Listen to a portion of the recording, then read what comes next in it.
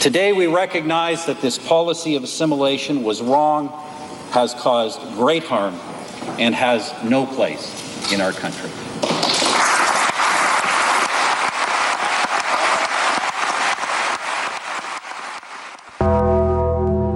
I don't think our parents knew what was happening in those schools. They didn't know the horrors. They didn't know the loneliness, and the deprivation of food, and they didn't know any of that.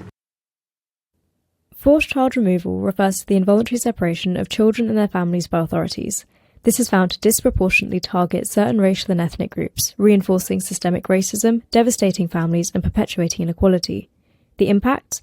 Intergenerational trauma, socioeconomic disparity, and broken families. We will look at examples spanning both centuries and continents, identifying what the key failings are. To truly understand forced child removal, it becomes essential to look at where history has repeated itself, and how the law has not only failed to protect different ethnic groups, but rather enable their continued suffering.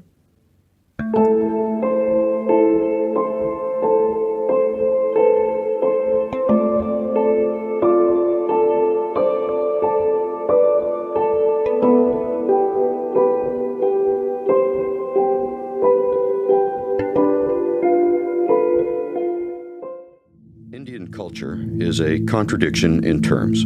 They are uncivilized. The aim of education is to destroy the Indian. Between 1883 and 1997, over 150,000 Indigenous children were forcibly removed from their homes and placed in 139 residential schools across Canada.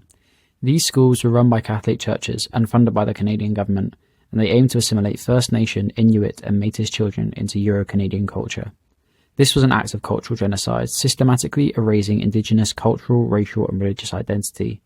Poorly built schools subjected children to overcrowding, poor ventilation and minimal medical care, leading to high rates of tuberculosis, malnutrition and preventable deaths. Beaten up for speaking my own native tongue. I even had my tongue pulled out and pinched, Tensions between Indigenous peoples and imperial colonizers date back to the 16th century. Initially a French colony, Canada became a British territory in 1763 under the Treaty of Paris, and Britain ruled Canada until 1867 when it became a self-governing confederation.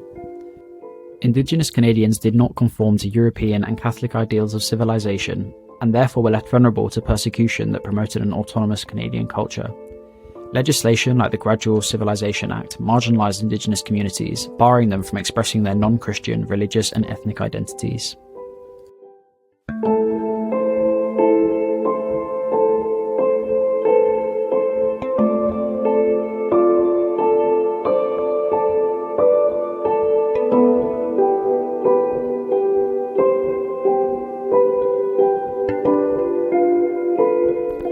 Responsibility for these atrocities and efforts towards reconciliation remain contentious. In 2008, Prime Minister Stephen Harper delivered an official apology in the House of Commons. While acknowledging the government's role, survivors criticised the apology for using distancing language that downplayed the systemic racism behind the schools. Lawsuits resulted in significant financial settlements, but many survivors faced challenges receiving compensation. More recently, both the Canadian Conference of Catholic Bishops and Pope Francis issued formal apologies on behalf of the Christian Church. By contrast, the British monarchy has not apologised, but has acknowledged and reflected on Canada's failures in managing relations between the Crown and Indigenous communities. The stories are heartbreaking. It's the thousands of Indigenous children abused and murdered in residential schools just because of their heritage, some as recently as the 1970s. The Department of Family and Protective Services shows that black children are disproportionately taken into CPS custody more often than kids of other races. Fox 26 is down with Pete.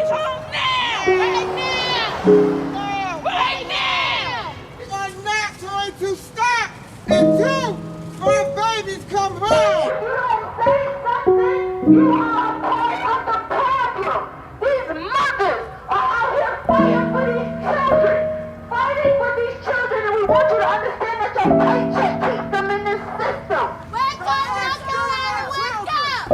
Wake up, North Carolina, wake up! Wake up, North Carolina, wake up! Talking to what? We are talking to you! These children have been in custody for 3 years! Bring them home!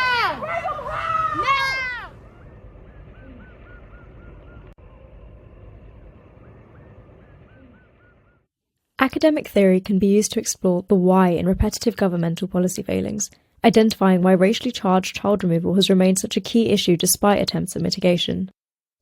Intersectionality was coined by Kimberly Crenshaw in the late 1980s. She focused on how different forms of social stratification, such as race, gender, sexuality, and other axes of identity interact, creating complex, interwoven systems of discrimination. Intersectionality can provide a framework to understand the link between the black children in the US and Indigenous children in Canada. From systemic and economic inequality, over-policing and racial bias, intersectionality helps us unpick the layers of systemic barriers faced by different groups within the child welfare system. This includes how the brunt of policy criminalises poverty, substance abuse, and mental health crises. Critical race theory provides a lens to understand how these misunderstood intersections shape laws, policies, and institutions. Interest convergence refers to how progress for marginalised groups typically occurs only when it aligns with the interest of the dominant group.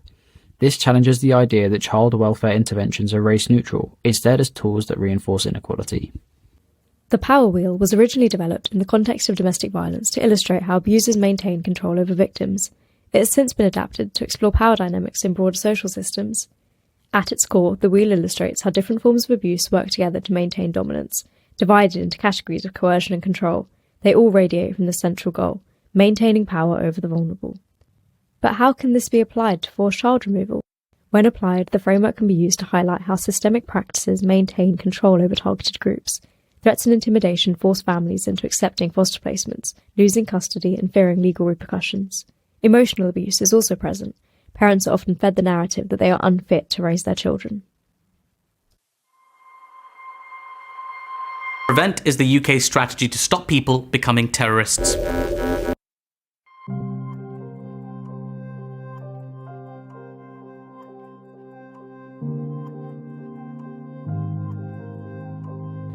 The over-surveillance of Muslim students in schools led to widespread investigations targeting Muslim households and enabling enforcement officers to remove children from their families.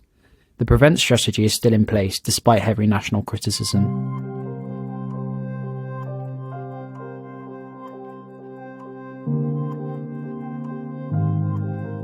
Yet again, little to no evidence is required to implement this policy, increasing forced child removal in minority communities.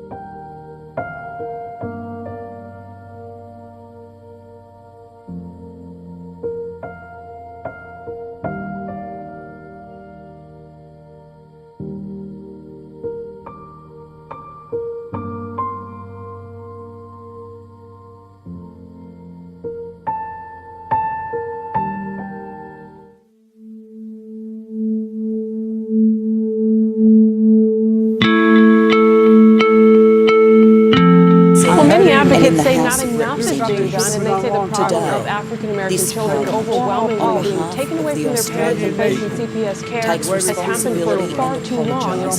Well, many advocates say not enough is being done, and they say the problem of African American children overwhelmingly. I formally apologize. We've been through enough. I'm here requesting the immediate return of Princess Zion to my care.